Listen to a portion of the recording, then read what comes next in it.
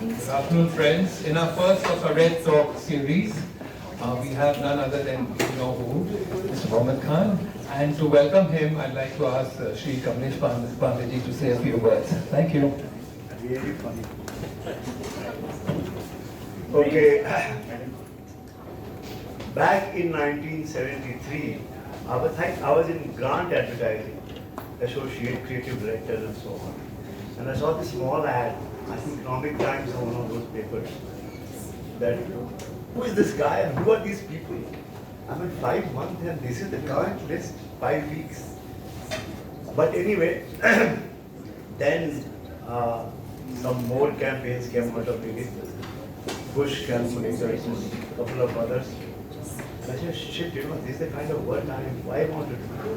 What am I doing at Grant, who was at that time was the fourth largest agency in the country. And I was associate creative director. So I didn't know whether they even need a copywriter. So I was going on a leave. I was going on a month's leave from Grant just to think it over what to do next. So I get a call to Rediffusion, which has a small office in Rediffusion Terrace on the 4th floor. And I said, I would like to meet someone, and so and so.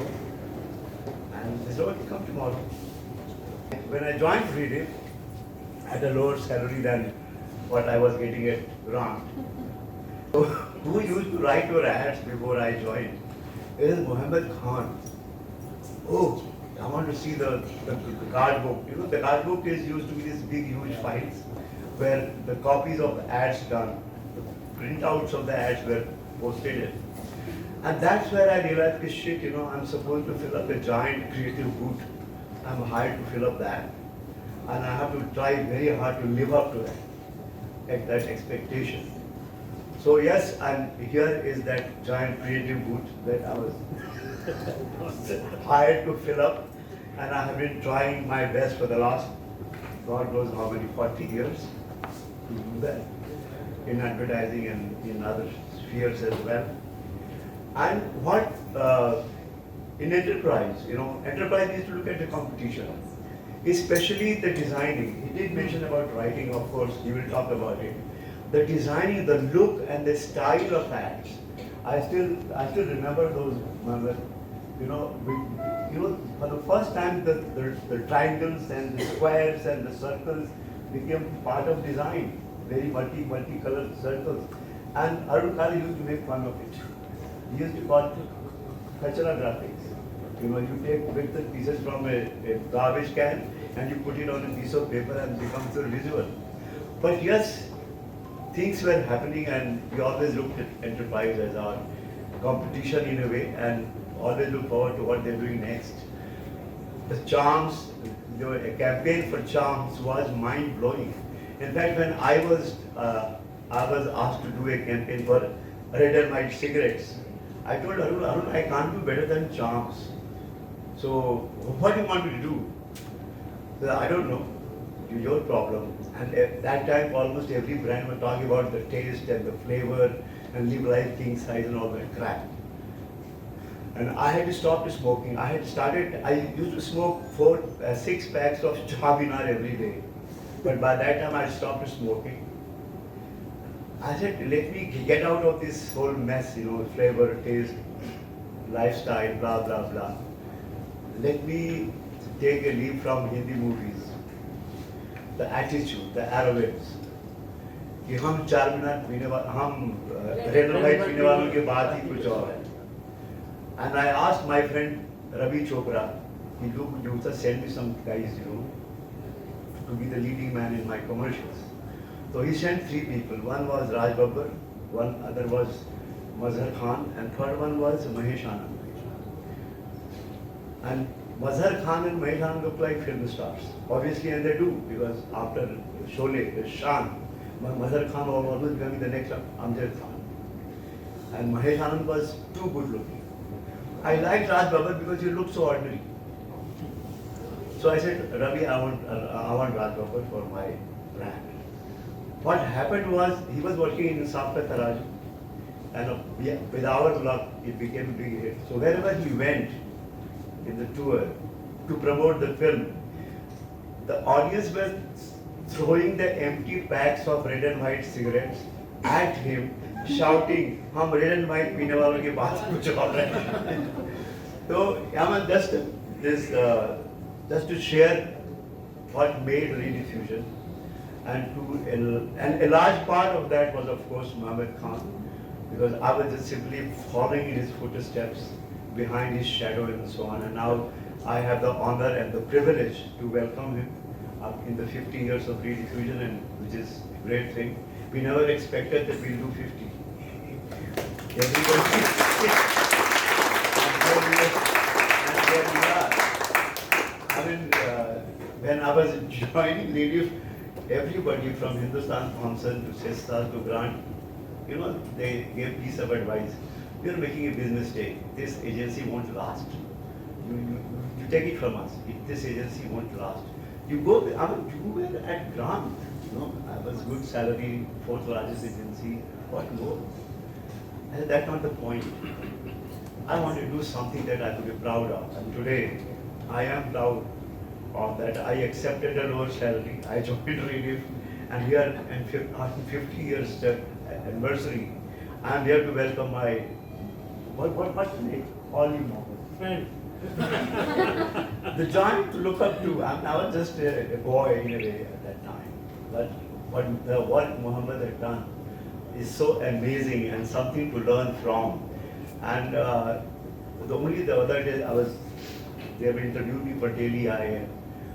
This lady asked me, what has changed in advertising today? I said, we took creativity to its precipice, and then we took a leap and didn't bother what happens next. And the kind of attitude we used to have. I mean, I give example of Lakme, Mohammed. I'm so proud of that. Lakme was,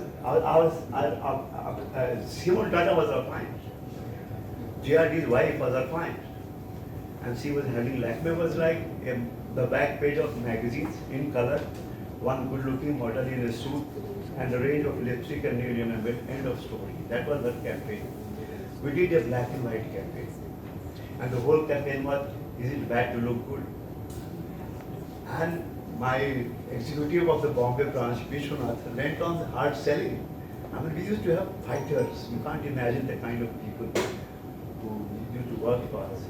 He went on selling, is it bad to look good? Because in India, looking good is a taboo. There is a taboo about makeup and all, because why do you want to be attracted to other men?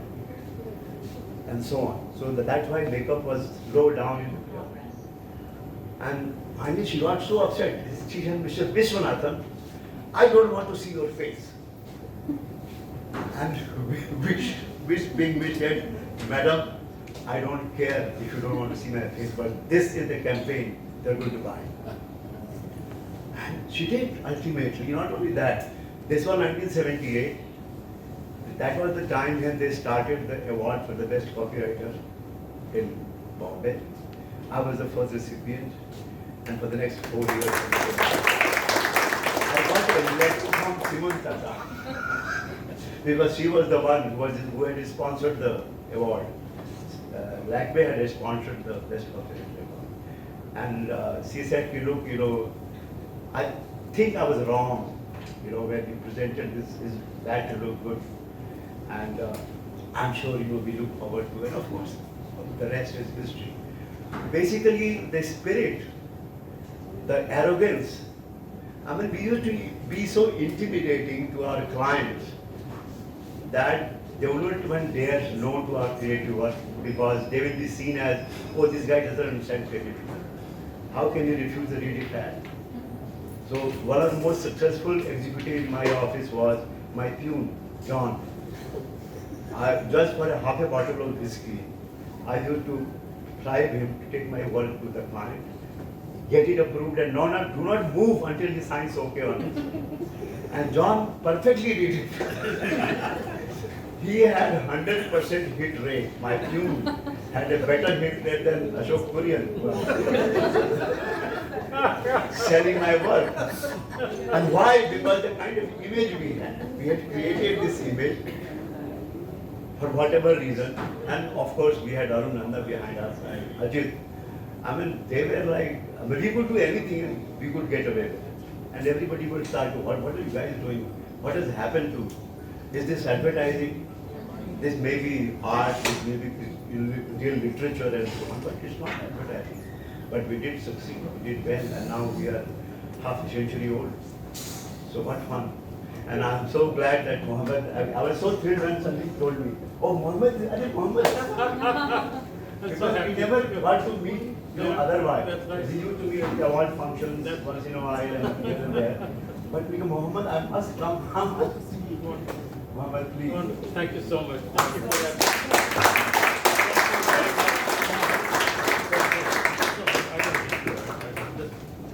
Because nothing else, this is the other offices connected. Okay. No, fine. That's all right then. No, that's okay. All right. No, I mean, I don't think that any of you have any idea of what today means to me. Yeah. I mean, it's a very, very moving and emotional moment for me to do. Because I have come home. Oh, really, very, very, very.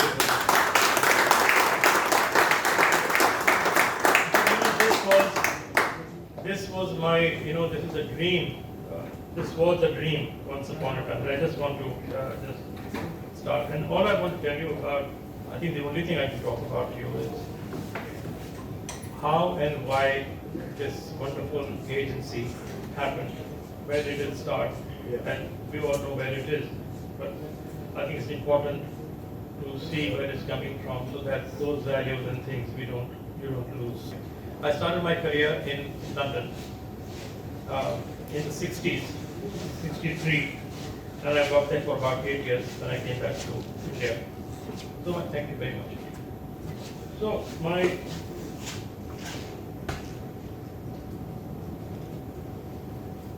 I cut my teeth in London. So my whole understanding of this is what I have grown up. And I want to tell you about what I learned there. The most important lesson I learned about advertising was on the first day, when I went to work on the first day. And although I wanted to be a copywriter always, but in London, imagine first of all, in London in those days, being the color that one is, and I should go to interviews and say, so, and what is it would you like to do, Mr. Khan? And I would say, I want to do copies. Oh, you want to be a copywriter? You know, how interesting. There's the door, and I've been kicked out of, anyway, I was doing this advertising course and what have you, and after this thing happened, then they said, and one guy said, well, what makes you think that you can write copy? So I said, well, see, in this thing you'll find some 300 or 400 odd people had taken that exam that particular year. And I said, you'll find that there's only one person who's got distinction in writing, and he's sitting right in front of you. So anyway, so my understanding was there. And so I think to understand the significance of what, so when I decided to come back to India, then I thought, okay, that this is, I had a certain idea in my head about what kind of advertising agency, and it was never my intention to stay in London, never. I thought I worked there for 3 or 4, I did my course, I thought I'd work there for 3 or 4 years and come back. But then I was having a great time and it just went on and on and on, so finally, about 10 years later, I came back. And to understand what the significance of what Rediffusion did to the industry, you have to understand what was, first of all, what was the environment like in 1971 when I came back from London. And when I wrote down a few things I put down. And this is the time when London actually was at the peak of creativity in advertising. And there were guys like, of course, Ogilvy had been around for a while already, but there was the Bernbach, the David Abbott, and Saatchi's had just exploded on the scene in 1969. Yeah. And one day we woke up and we said, remember those 2 ads? First, the pregnant man. Yeah. And London woke up to this ad with a pregnant man and said, my God, and what these guys do, they don't have P numbers and all that there. So you don't know who's done this ad. So there's just this ad with this pregnant man, and the whole of London was saying, who is this guy? Who are these guys who are doing this? And then the fly ad happened. You remember? Yes. This is what happens when a fly comes and sits on your food. Yeah. How many of you know, are you aware of this advertising? Creative? Who's in creative? It's very old. I don't think anybody. You know something, I'll tell you what. You guys, you don't know what business you're in. I swear to you, if you haven't seen, you have no idea what, if you're not aware of all these great ads that have happened in the past, you are not even aware of what is expected of you. You don't know what this business is about. For God's sake, I'm horrified to know this. Sorry to say this. But seriously, so this was happening, earth-shattering advertising. And I urge you to pick up the books and go through the advertising that happened in the 70s and 80s, and then you'll understand why we are here, what we're supposed to do out here. See, what had happened was that I came to get married. I was living a wonderful life as a single man in London, and all that was going to come to an end, but because I could get married to this young lady in Bombay. So I was here for a few days. So I thought, while I'm here, let me kind of see what's happening, because I met an Australian chap in a pub, who's a friend of mine in London. He was working with J. Walter Thompson in Bombay.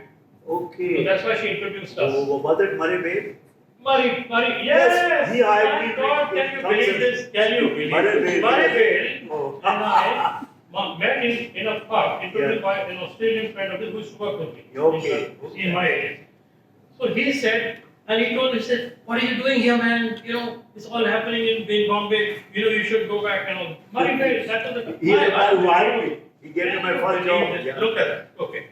So he put that idea in my head. So when I had no intention of coming back at that time, but I thought, since I was in Bombay doing nothing, I thought, let me go and see what's happening here. Looking at the advertising, and I thought there's no point just going by the name. You see, size is never, in London, it's not about size, it's about, the work, it's all about the work. All about the work. Yes. So I thought, let me go and see what's happening in the advertising scenario. So instead of going and seeing J. Walter Thompson and the big names, and I said, let me see the advertising and see who's doing the exciting stuff, and I will go and talk to them. And I saw the Amul voting, Yeah. which kind of stood out, because otherwise advertising was very boring at that time, So I saw the Amul thing, and I thought, that's interesting, and I want to go and meet the person who's doing this. So I found out there's an agency called ASP, landed up, and I brought my portfolio from London. So I just thought, just sharing ideas, kind of thing.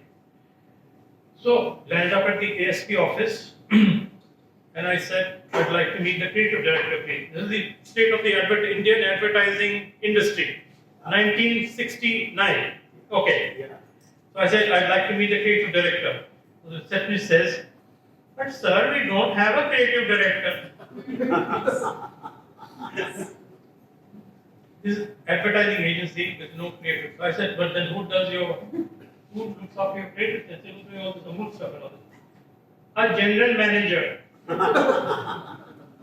This was my first exposure to Indian advertising industry. The most important lesson that I learned about this business by here is on my first day of advertising in London.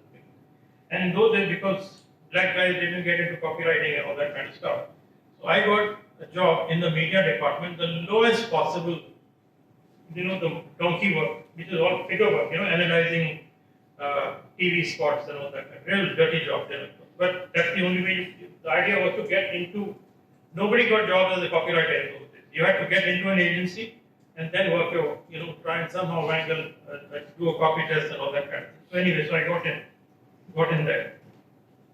First day, the creative director was Ron Rimmer, who was a star in his own right. He was the hottest media director in London at the time. And so there was another girl who joined that day, so he got two of us together into his room and he said, I want to tell you why, So he said, He said, you know those guys on the 6th floor? And who was sitting on the 6th floor?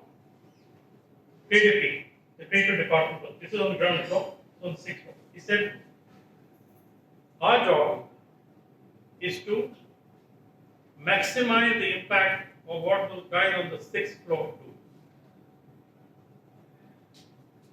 So basically, the funda was not about media planning and media releasing and media this and media that.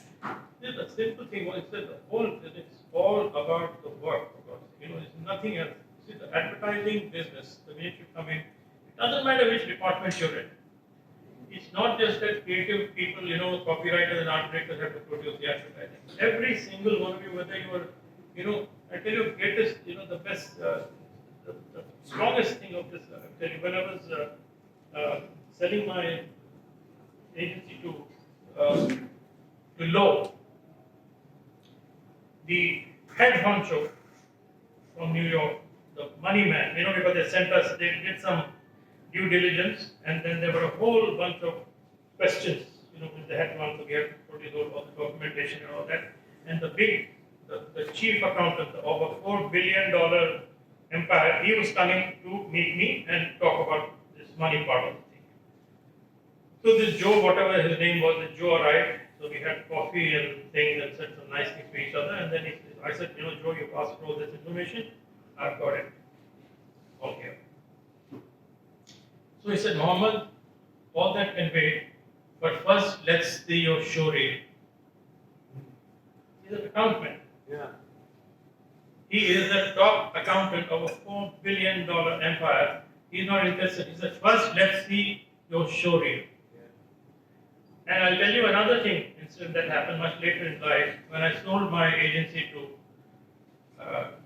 this dreadful man that we were talking about earlier, Martin Sorrell, okay, of WPP. Do you know, not one bloody person ever asked us what. We could have been a chana shop, we could have been a pan bidi shop, we could have been selling edible oil. We're not interested. Nobody bothered about what. They just wanted to know the bottom line. The bean counter. The bean counting is not what the business is about, guys. This business is about the advertising that you chose beginning, period. Nothing else. Whatever you do, whoever you are, and whatever your function in this place, your job is just see how and in what way can you contribute to producing more powerful, more impactful, and more, and better advertising. But that's the name of the game. That is what it is all about. So when we came here, so now coming back to the story of how this agency happened. So I come back and I find, this is what we find is that the state of the advertising, first of all, a lady running a shop, no creative director. Now the advertising. The advertising, okay, this is actual ad, okay. Headache, question mark, pick, headache. That's one picture of see. Take 4 and a set. Yeah. Ad. Okay. We used to handle at Sylvie. I started working with Sylvie after coming here, by the way. So he used to handle one of the biggest accounts, as I was saying earlier, 32 lakhs, huge account. It was considered a very, very large account. It was this Glaxo tea, which was a glucose in a cardboard box, which you dissolve in water and dry. This is the kind of product we sell. That's the way it was. And this is the ad. Okay, the ad was Glaxo's the big logo. Itna sa ad to pehle us zamane mein those ads used to be very small. Nobody did big ads. It's a FCM. Glaxo's the question. Tired question mark. Glaxo's the logo for instant energy. Ad. Just an ad. This is the agency that I joined. Okay.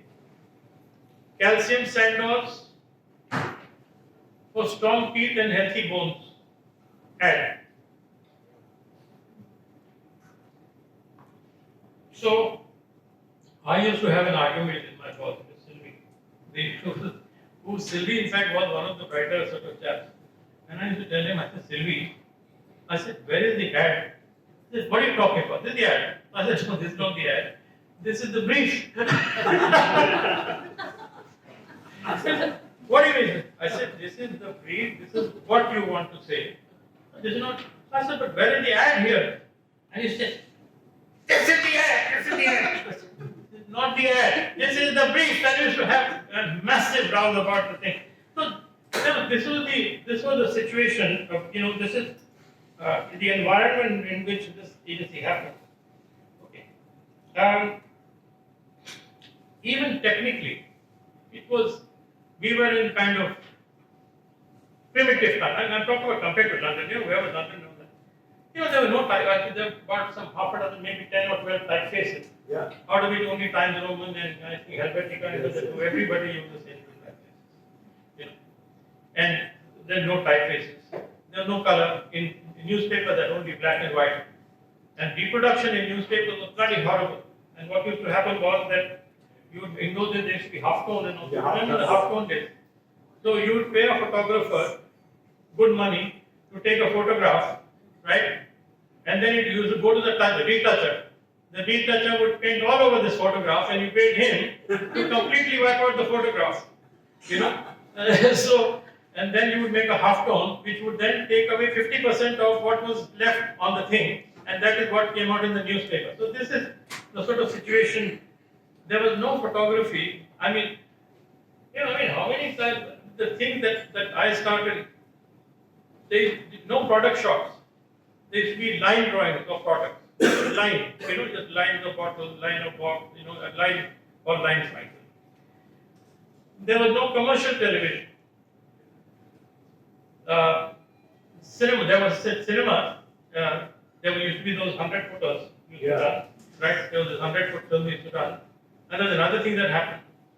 And there was terrible amount of apathy also, Not only was things were in a very primitive state, but people didn't want to, just push the envelope a little bit and, do that extra bit to make things happen. For instance, we were still, even in those days, we were the largest film industry in the world, okay? But at films, and no voiceover. I'm sorry, we only had voiceover, no live dialogue.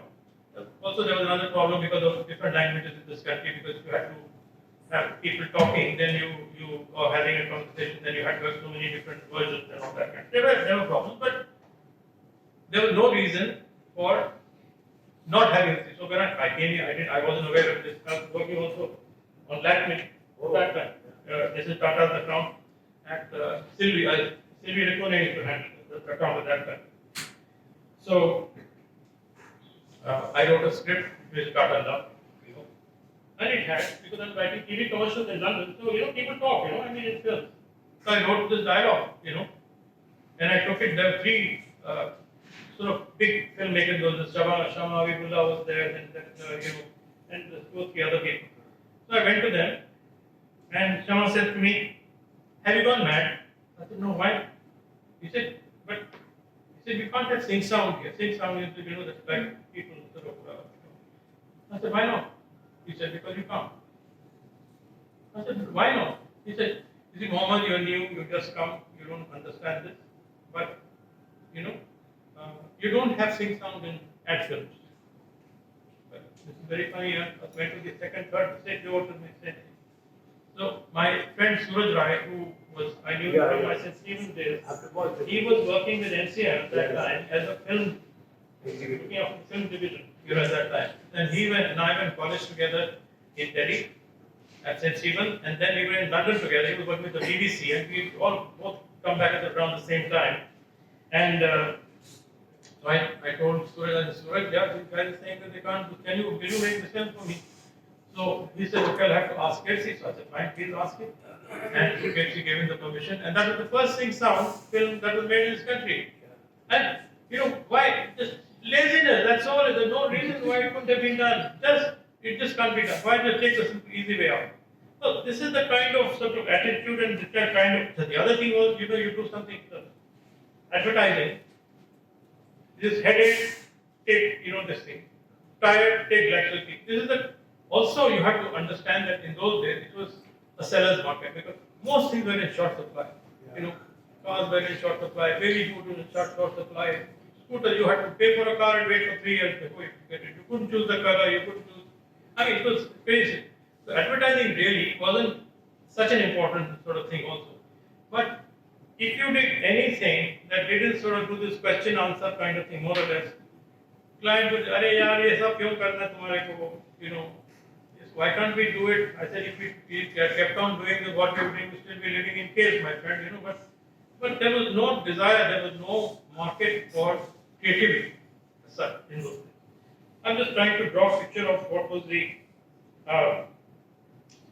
other thing, the thing that used to get me, the most annoying thing for me was, because it's all a question of professionalism, that everybody, this was like running a sari shop, you know, what do you call it, the advertising.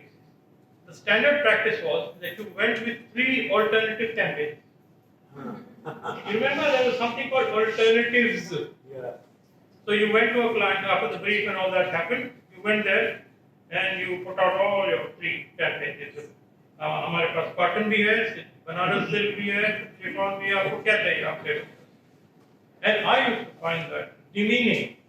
I used to find that demeaning because I used to think, if you consider yourself to be a professional, you know, then how? I mean, if you don't know yourself what is good for your client, I mean, then what business? I mean, what credibility do you have as a professional?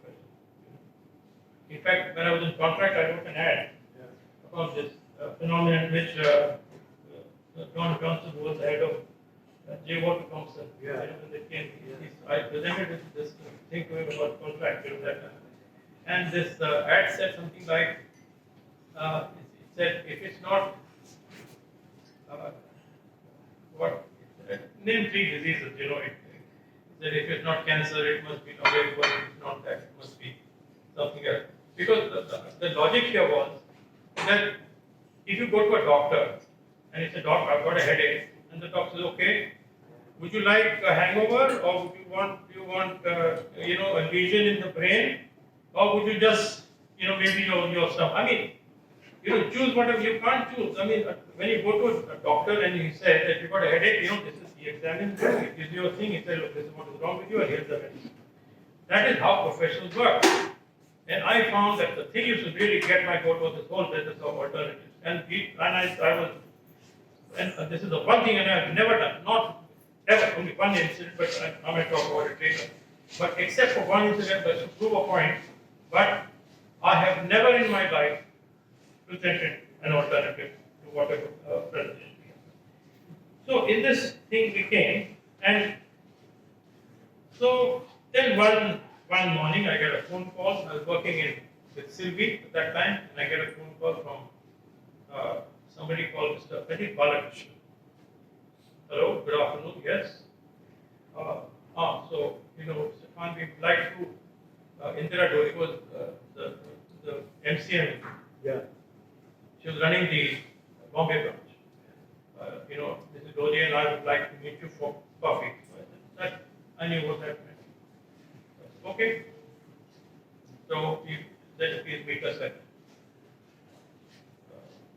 the Taj place, you know, the sea lounge. So we meet for coffee. I said, all right, here we go. So we went there. So they offered me, said, you know, we're trying something very interesting experiment. We want to get a real hotshot marketing man and a good creative person, put them together and let them loose on the market and see what happens. Couldn't believe my ears, you know, because when I was in London, you know, the whole advertising scene was that if you look at the names of all the agencies, CDP, BBDO, DDB, Garland Company, which is my first agency, you know, and so on. What does it tell you? What does it tell you? That this is not a one-man band. It's a team business. You know, BBDO, each one of these gentlemen is an expert at something or the other. You know, or DDP or whatever it is. That it's a business of a set of experts who come together and, you know, in their own works. So when he said that, so when I thought I was coming, and the reason I came back from London was so that one day I'll come back and start my own agency, here. So this was the dream.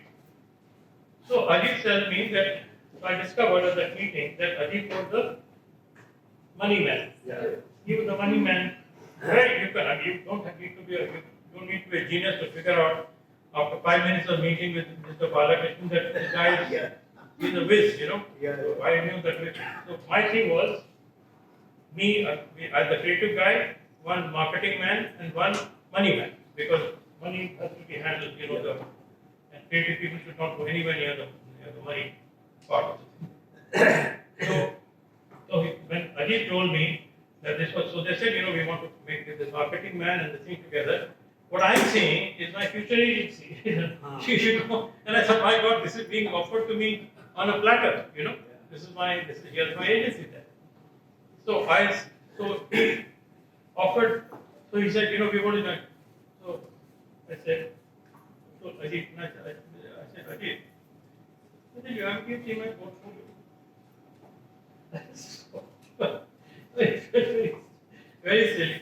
So I said, you haven't seen my portfolio, you want to hire me as a creative director, you don't even know what I've done. I said, so first you see my portfolio, then we'll talk about it. But I was just very, very, very excited that this whole thing was happening. So that is how this thing happened. We worked with MCL was a very hot agency, but there's a lot of things wrong with it also. I don't want to go into all that. But the long and the short of it was that we decided that we would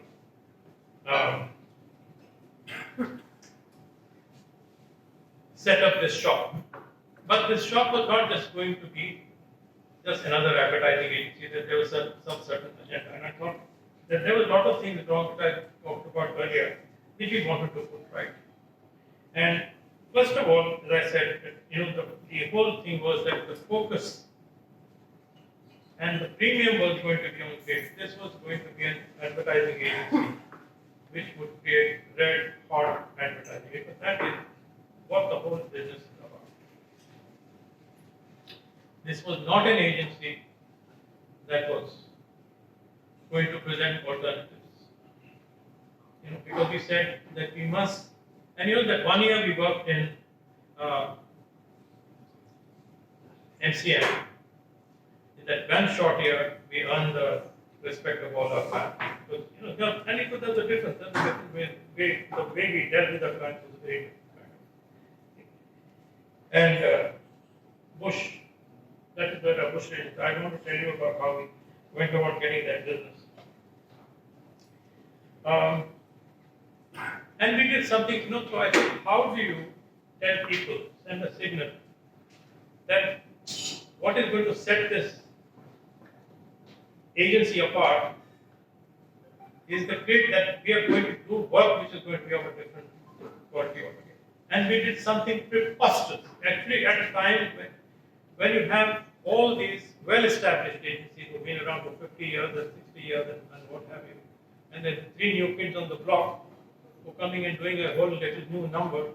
And what I said is that in those days, there were no artwork charges. The artworks were free. This was free. That was free. Money was just but 15% commission. It was a hell of a lot. You get 15% commission on spend, which was in fact 17.65. So I said we're going to put a premium. We are going to charge 3,000 rupees per ad as creative fee. Nobody had ever heard of something so preposterous, absolutely. And I said, what the hell are you guys talking? What is a creative? I said, the creative fee is about the quality of creative, but nobody else is charging this. Well, go to somebody else then. If you want to save 3,000 bucks, because you're not going to get this, what we got to offer, then the price will be paid for this. So this is how the focus came on the product, at the end of it. And of course, then there was, so basically the two legs was Arun Nanda at that time. There was nobody in the advertising business which was even remotely came, in terms of his knowledge and his expertise in marketing.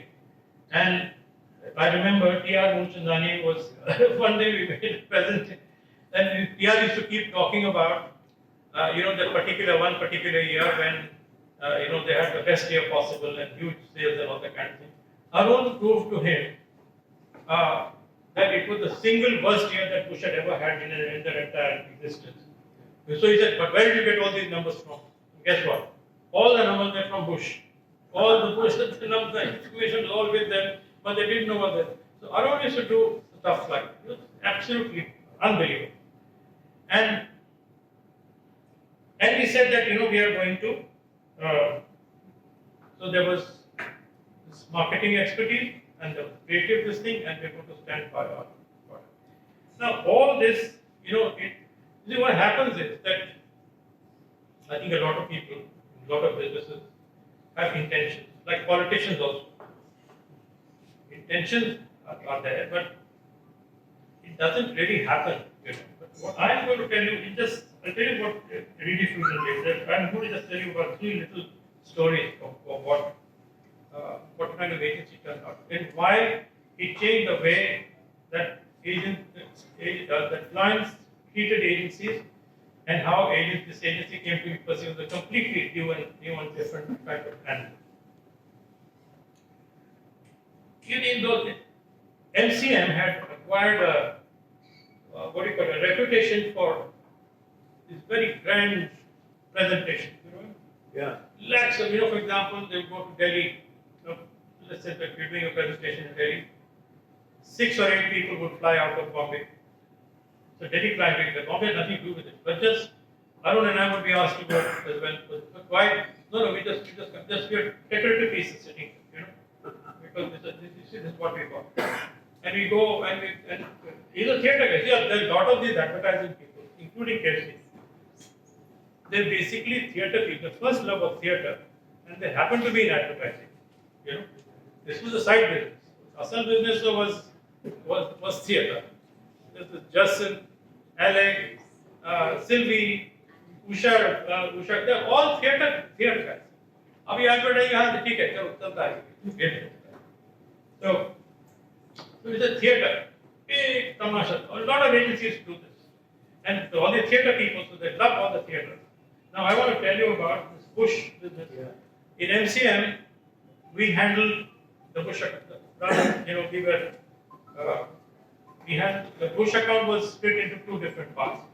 The radio business was in MCM, and the other business, with all the record players and all the other stuff, was with Lintas. So we said, okay, let's pitch for this business.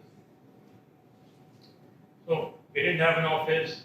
We were operating out of my flat. I picked my wife and my little daughter, who was I think about a few months, 6 months old. I got them to go and live with my in-laws, and we were operating in an office from my apartment. So we said, okay, there's only Arun and me at that time, and Ajit, of course. But Arun hadn't joined yet. So with no art director, no material, no nothing. Now we're going to pitch for the Bush account. And Bush was a big account, very sizable business and tough client. So I went and bought those 20 by 30 tissues. You still use them? I think you stopped using paper, and I think one of the worst things that happened in the business, nobody uses paper and pencil anymore. One black marker, and about 20 tissues. Must have cost 25, 30, 40 bucks, I don't know how, it was peanuts. And I scribbled layouts with just headline and indicating a copy and one box to represent radio. Okay? We presented about 10 ads, scribbled, and won the business. Both the MCM part and the Lintas part. Because we believe that it was not all the shusha and all the theatre and all that kind of thing, but it is just content. What are you talking about? What are you saying? And what do you actually do? What is the idea? And we won probably the cheapest presentation ever made a month, but it could cost more than 40 rupees, I think. that. We can do this 40 bucks or something. But we do huge accounts, 40 bucks worth of scripts. This is what happened. This is one. Yeah. Another story about T.R. Mulchandani, who was the Bush guy. He was a very tough client. Very tough guy, you know. There are three brothers. And I want to tell you something else also, how people were, you know, the relationship between agencies and clients in those days. I used to live in Oyster, which is near Afghan Church. Arun used to live in Prabhadev. And the three brothers, who used to live in Silvan, just off Pedalo, in the middle, you know. So the three brothers used to drive, no chauffeur, no nothing. The three of them together, T.R. Mulchandani, who was the managing director, eldest brother, used to drive you know, the Kadmini, what was the Fiat 1100, with the two brothers, and they used to go drive every day to Thana, which is where their factory was. Okay, all the three of them used to go together and come back. So when we had meetings, I would drive from my home from Afghan Church to Arun's house in Prabhadevi, and TR would come and pick the two of us up from Arun's house, and the five of us used to drive to Thana, right, and come back in the evening. Go in the morning, come back with them in the evening. So this is the kind of relationship that we had with clients. You know, they were like more like family than anything else. So we were briefed on a new radio that they were launching. It was a very big thing. So we said, okay, very exciting stuff, and we came and I did an ad. And of course, Arun did the analysis and all that, and we had a brief, and then I worked on an ad, and we went and we went with them, came back, you know, when presented the thing, and we said, again, you know, because why it was different, you know, it was like something else happened. So we tried to sell it, but he wouldn't buy it, you know. Somebody asked me earlier this afternoon, he said, what do you do with tough clients? Who was it? No, if you go. Somebody asked me earlier, how do you handle tough clients? So anyway, so they said, TR said, no, you gotta think about it. So anyway, we sort of like think about it. I said, okay, think about it. We went back. And a couple of days later, we came back to the office. Arun and I sat together and we said, okay, what do you think? I said, yeah, Arun, has the brief? Has the brief changed? He said, no, brief is the same. So I said, okay, is this add-on brief or not? So that's the only criteria for judging an ad, good ad, bad ad, or whatever. You know, the I like, you like. But is it doing the job? That this is a brief, this wants to do something. If this piece of work solves this problem, doesn't it? Said it does. I said, okay. Then we go back to the same ad. We think about it, we thought about it, and we think that this is the ad which is right. So we went back and presented the thing. He said, but this is what you guys showed me the last 2 days. He said, yeah, we showed you the same ad, and we went back. So you said, think about it, so we thought about it. He said, has the brief changed? No.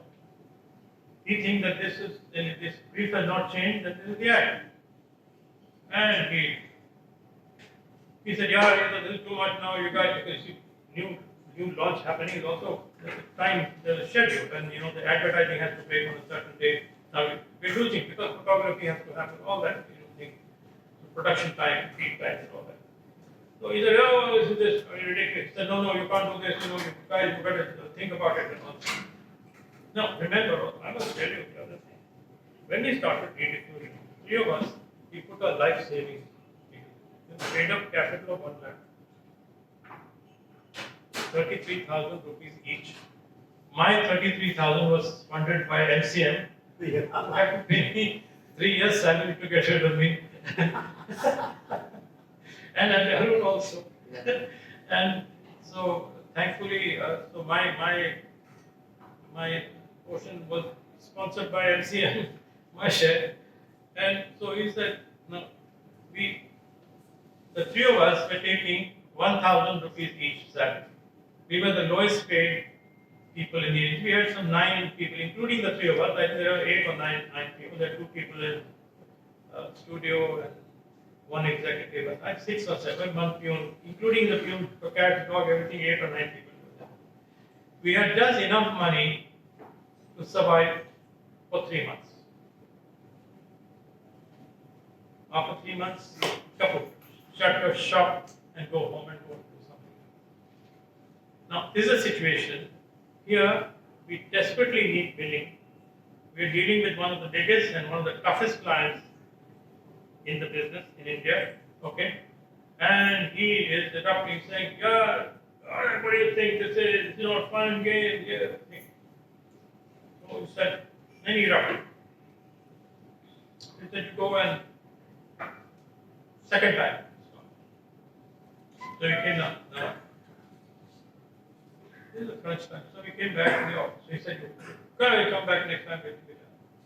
So we came back around and I sat down and we said, okay. Yeah, what do we do? So I asked him the same thing again. I said, has the brief changed? He said, no.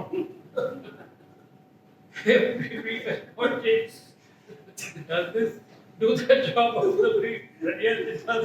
So I said, Arun, we're going back with this. Now, this is what this agency is about. We went back. There is this tiger client who eats, monsters for breakfast, okay?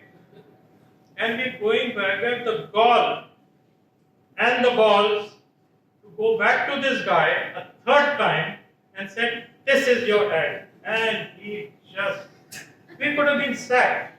No, but you see, the thing is, it's funny now. It's not funny when you don't know where your next lunch is coming from. It's not funny. When you're fired, you're finished. You have no money, there's nothing.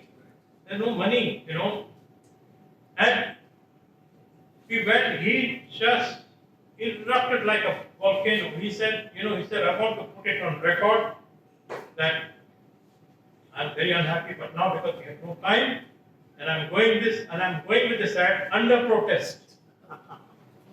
Okay, but this is the ad we're going to get. And we ran that ad, and the bloody sales went through the roof. So, guys, this is the agency you work for. This is why this agency was set up. Another thing, now I'll tell you the same. We 3 guys don't know, all biting our nails because we didn't. It's 1 lakh that we put up. Out of that,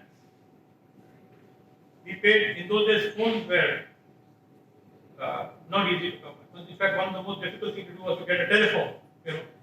And it cost 7,000 rupees under the table to get a telephone. That is 7% of your pay. Gone in getting a phone. So the guy came and these are honorable people, by the way. They might take your 7,000 bucks bribe, but they're very honorable people. So he told me, sir, you will get I'll give me 5 weeks to 6 weeks, but 6 weeks, he said, yaar, tum jaldi kar do. He said, मैं झूठ नहीं बोलूँगा. 3 हफ्ता 4 हफ्ता में नहीं हो सकता है. 6 weeks, I will come and install the phone in your office. And by God, he did on the day that he said. Now, in the meanwhile, we were operating out of this Bhoot Bangla at Wadi Naka. There was the original office of thing. We had 680 square feet of this thing, which we had paid for. The bulk of the we paid cash. So in fact, there was a large cash component also, which I raised from my ex-father-in-law. Anyway, so there was no money. We were all broke, and this is a situation. Okay. One gentleman comes, Sardarji, vaguely new. He said, yeah, Mohammed, textile account. I want you to pitch for the textile account. So I said, okay, great, big account. I don't want to name names because of what I'm going to tell you. 60 lakh account. 60 lakh account. Big account. Okay. And so this is like a month of watering because, and he said, okay, lovely because we've done some fabulous work in LCM. I've done some very good textile work. So it wasn't surprising that somebody wanted to give us something. So we pitched. So he said, "Acha, to main aa raha hu, aapke ghar aa raha hu, I'm coming in the evening. I want to come and have a drink with you." So I said, "All right." I said, "Arun, I think this is some good news. You also come, because this guy is coming to meet us." So he came. He said, "Congratulations, guys, account is yours." Oh my God, this is very fantastic. This is very good. He said, one small thing. I said, "Okay, what is this?" So he said, "The client wants 5%.